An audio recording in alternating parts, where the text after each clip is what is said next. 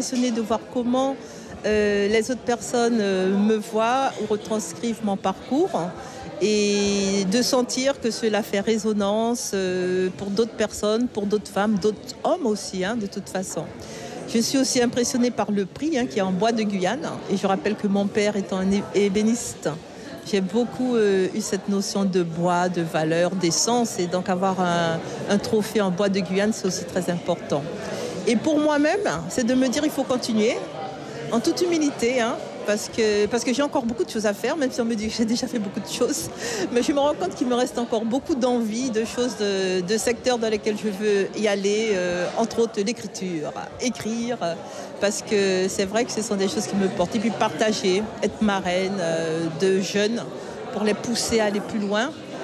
Et puis enseigner aussi, vous voyez, je vais arrêter, enseigner, ce que j'ai la chance de faire avec l'université, parce qu'on peut, transmettre des messages de dynamisme, de fierté de soi-même auprès de toute cette jeunesse aussi qui me porte. Guylaine Bourguignon, qui est, je le rappelle, la nouvelle directrice générale des services de la CCOG, est une femme déterminée.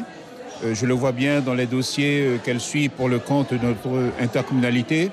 Il était normal qu'on puisse la mettre à l'honneur aujourd'hui et j'aurais souhaité d'ailleurs qu'elle serve d'exemple à d'autres responsables politiques comme moi, puisque finalement on constate que lorsqu'une femme est à la tête de grands services, comme c'est le cas de la CCOG, il y a une envie de faire, il y a une détermination, il y a une touche particulière que les femmes ont en elles et qui sont un atout formidable.